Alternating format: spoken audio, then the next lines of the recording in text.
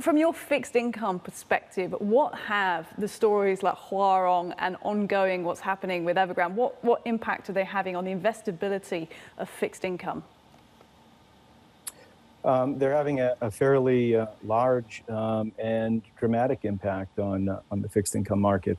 Huarong predated Evergrande and has largely been resolved, at least from a market perspective. So a key difference between the Huarong and Evergrande situation is Huarong was factually impaired and is receiving a government bailout, an injection of capital.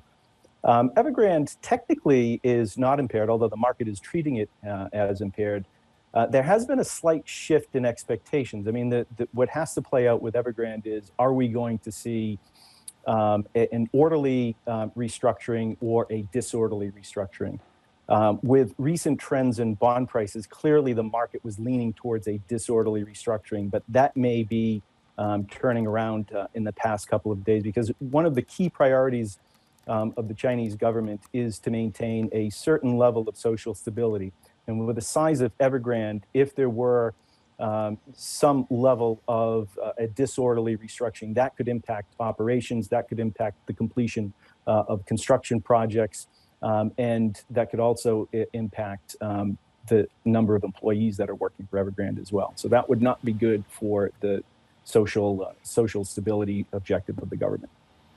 And our colleague Em just touched on it there. What will be the knock-on effect on banks? Things like loan approvals, of course, and then following on from that, the fixed income investability of banks.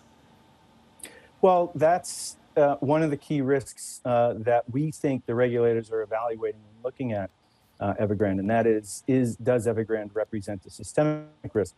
Now, one of the advantages within the Chinese economy is the government control of virtually all sectors, particularly the banking sector. So, to the extent that there is an orderly restructuring scenario for Evergrande, it is going to involve loan extensions. In fact, that was sort of the expectation toward the end of last week, when we did see a little bit of a recovery in the Evergrande bond complex. That was on the news of a potential loan extension by the banks.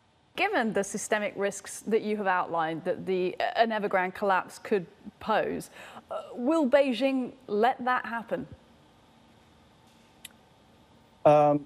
They would most assuredly look to avoid that from happening, and they certainly have the authority and the policy tools to prevent that from happening.